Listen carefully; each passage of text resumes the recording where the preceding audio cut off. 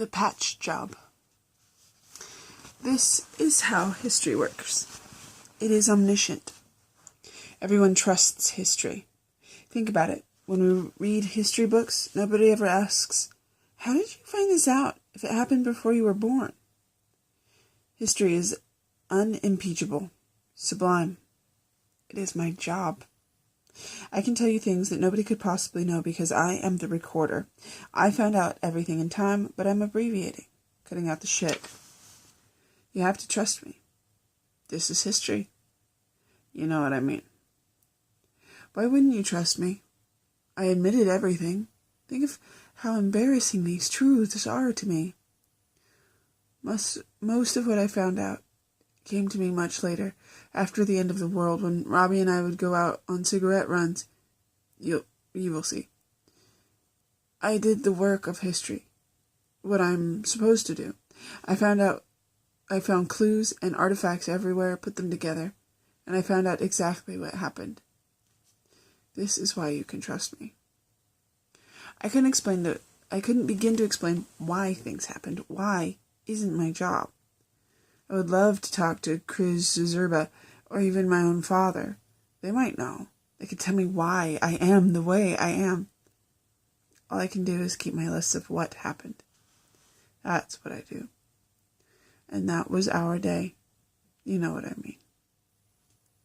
I considered telling Johnny McKeon about Grant Wallace and the Hoover boys.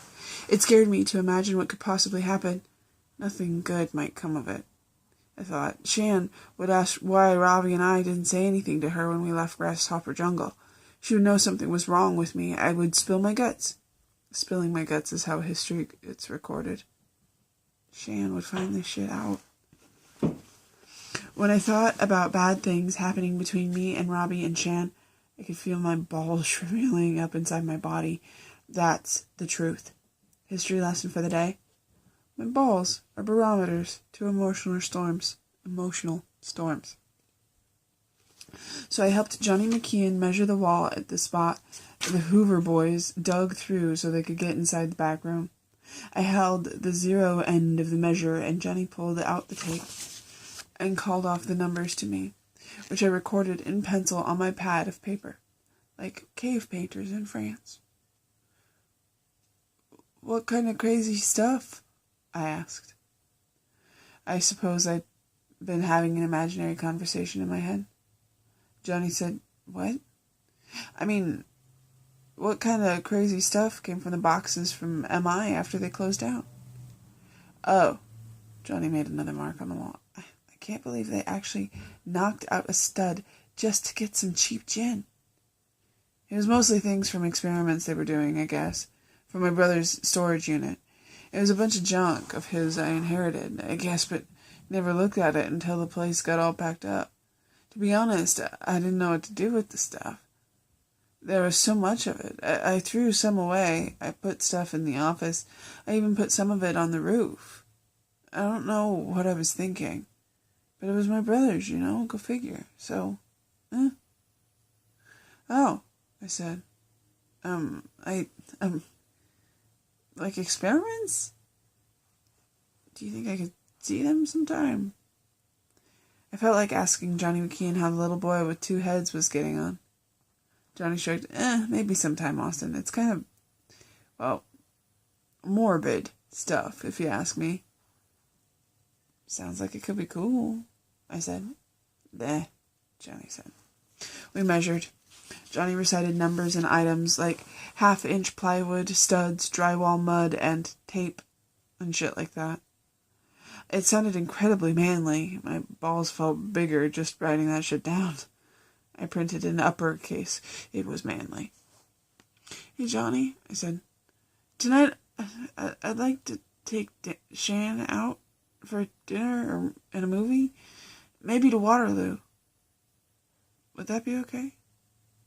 "What are you, asking permission to take your girlfriend on a date?" Johnny said. "No, I'm asking for a ride. Do you think you could give us a ride?" "Do I get to go to the show, too? I could sit in the middle," Johnny said. He was teasing. Don't you think it's about time you get your driver's license?" I turned 16 in February. It was a week until the beginning of May. My mom and Dad don't want me to drive yet. Dad should do it, Johnny said, and rolled up the tape measure. Sure, I'll take you kids. Only not too late. I don't have to pick you up from Waterloo after midnight. I'll be at your house around 6, I said. Thanks, Johnny.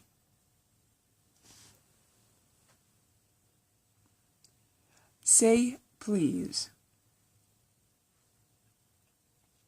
Waterloo, Iowa, sprawled along the Cedar River 20 miles away from Ealing. Johnny McKeon took my notes and the shopping list he dictated and put me in charge of from attic to cellar. It made me feel like something with big balls. To know that Johnny trusted me, even if I did intend to go back and see if he still kept his office key on the trim molding above the door. I was also planning on smoking at least one cigarette, too. I rarely smoked alone, but I needed one. In truth, until that day, I never smoked alone. I have to toughen up and go buy a pack from the tool in the liquor store. All young Frau left when it was time to open Tipsy Cricket, which didn't have a fixed schedule. Opening the liquor store happened once there were 2 or 3 people waiting outside the door. Usually they'd rap on the glass with quarters or car keys to let Ollie and Johnny know they were thirsty Iowans with money who needed to spend it on alcohol.